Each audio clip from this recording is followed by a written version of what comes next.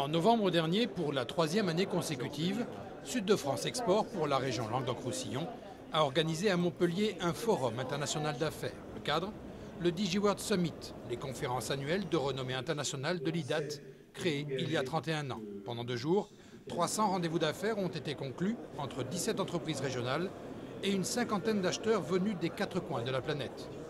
Une autre manière de faire du business pour un secteur économique régional en plein développement. Aucune rencontre ne se fait au hasard. L'ensemble des entreprises a accès à des fiches profils d'acheteurs. Donc elles savent déjà en amont qui ils sont, quels sont leurs projets et quelles sont leurs motivations dans le cadre de leur participation au FIA. Et inversement, les acheteurs ont accès à toutes les fiches profils des entreprises. Donc ils vont faire leur marché sur la plateforme avant de faire leur rendez-vous. Donc tout le monde sait qui il va rencontrer et pourquoi il va le rencontrer. L'objectif, optimiser les contacts et faire en sorte que chacun, entrepreneurs régionaux ou prospects étrangers, y gagne en efficacité. Un objectif et une mécanique qui commence à être rodée et à porter des fruits. Il y a 2 ans, j'avais eu quelques rendez-vous, j'allais dire par hasard, les congressistes étaient ici.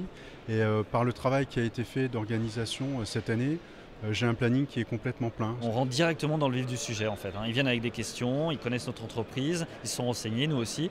Et je dirais qu'à la fin des 30 minutes de rendez-vous, on se fixe des objectifs. Qu'est-ce qu'on va mettre en place, sous quel délai. Donc c'est vraiment concret. Normalement, les relations professionnelles demandent du temps pour s'établir. Travailler avec la région facilite beaucoup les contacts pour trouver des partenaires locaux de qualité. Et ce qu'apprécie chacun des participants, c'est qu'en ayant ciblé la sélection en amont du forum d'affaires, chaque rendez-vous peut alors être consacré réellement à discuter des projets concrets permettant de trouver les réponses, les solutions nouvelles qui correspondent le mieux à son marché. Pour moi, c'est très important d'être ici pour chercher de nouvelles idées et trouver des solutions innovantes, des produits et services orientés pour les marchés de demain. J'ai identifié 2 solutions particulièrement intéressantes. Une première qui permet d'exporter de la communication sur des terminaux mobiles, qui concerne plus particulièrement mes clients grands comptes, et une autre qui permet de rendre accessibles aux PME les applications pour mobile. Le FIA, une organisation qui impressionne même les représentants étrangers.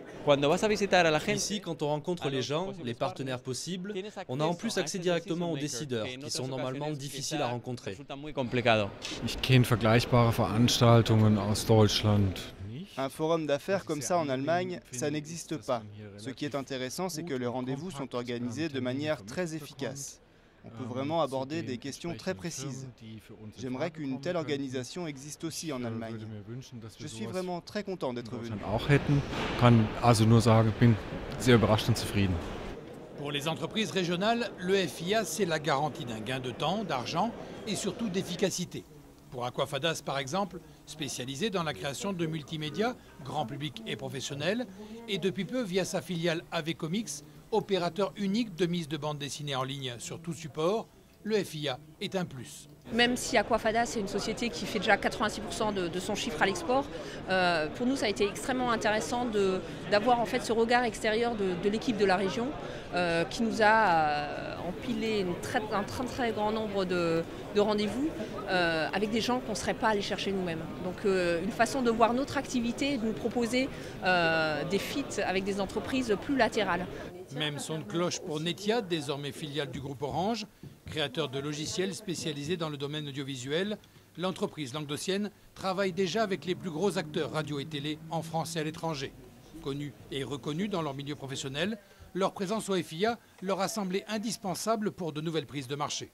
On a gagné du temps, on a gagné de l'argent, on ne s'est pas rendu dans 6 ou 7 pays différents. C'est des contacts qu'on aurait certainement pu avoir autrement.